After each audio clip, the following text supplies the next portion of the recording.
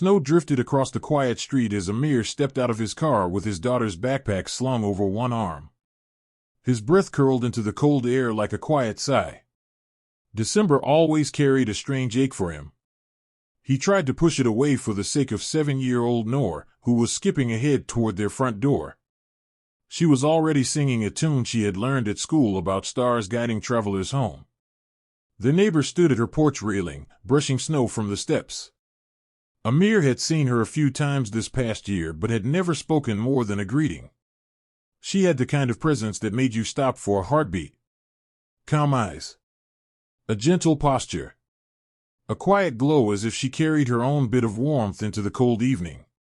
When she looked up and saw them, she smiled. It was not a polite smile. It felt like something meant. "This Christmas, what's your wish?" she asked. Amir blinked, surprised. Noor answered before he could think. "I want a big star that never goes away. And a kitten. Baba says no kitten. But I still want one." The neighbor laughed softly. Then her gaze turned to Amir. "What about you?" He hesitated. His coat suddenly felt too thin. The sky seemed too wide. "I wish I wasn't alone," he said before he could filter it. He felt foolish the moment the words left his mouth. She didn't react the way he expected. No awkwardness. No polite withdrawal. She only nodded in a way that made him feel understood.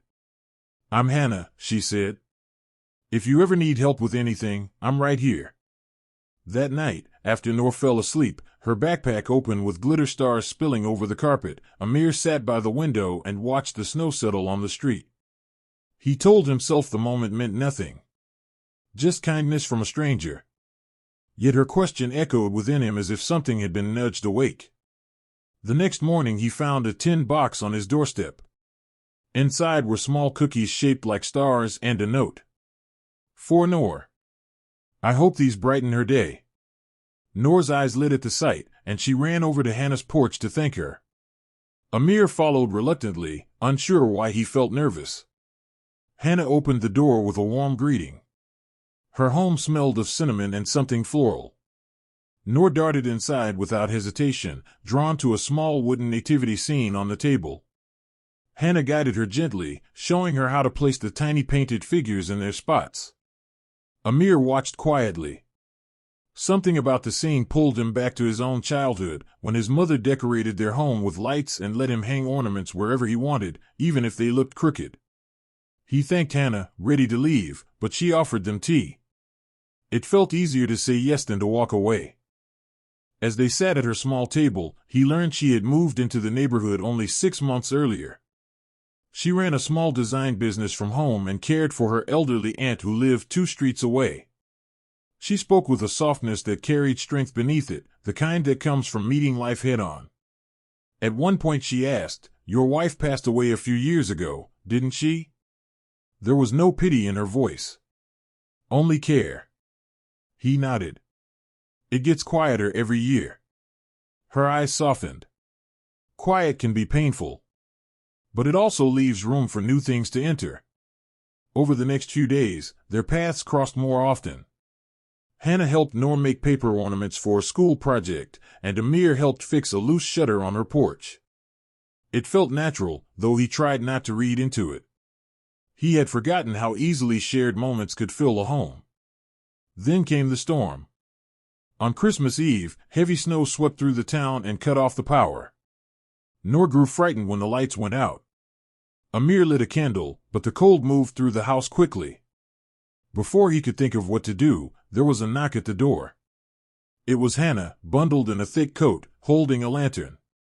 "My fireplace is going. Bring Noor and come stay until the power returns." She said it with a confidence that made refusal impossible. Her living room flickered with warm light. Noor curled up with a blanket while Hannah set out soup she had warmed over the fire. The scent filled the house with comfort. Amir sat across from the fire, watching Noor relax. The feeling in his chest was unfamiliar. It wasn't excitement. It wasn't longing. It was something steadier. Something like safety. Later, When Nor fell asleep on the couch, Hannah handed Amir a cup of tea. They sat close enough to feel the shared warmth of the fire. "You know," she said quietly, "you're not as alone as you think." He let the words sink in. "I'm still learning how to let people in, even good ones." Her gaze held his. "Then let this evening be a start." In the silence that followed, something shifted in him. Not a sudden spark, but a gentle easing of long-held weight. He realized how much of his loneliness had come from protecting his heart like a fragile thing. Yet here, beside someone who gave without expectation, he felt the first hint of courage to open that door again. The power returned after midnight, and Amir carried Noor home through the fresh snow. She stirred in his arms just enough to mumble, "Baba, that was the nicest night." He looked back toward Hannah's home, where the last ember glow faded in the window. "Yes," he whispered. "It was." On Christmas morning, they found another small box on the porch. Inside was a simple wooden star, carved by hand, smooth enough for Noor to run her fingers along. A message was tucked inside. "May this remind you that hearts can shine again." Amir stood there for a long moment, snow falling softly around him. He felt something warm rise through the cold. It wasn't love, not yet. But it was the beginning of something steady and real.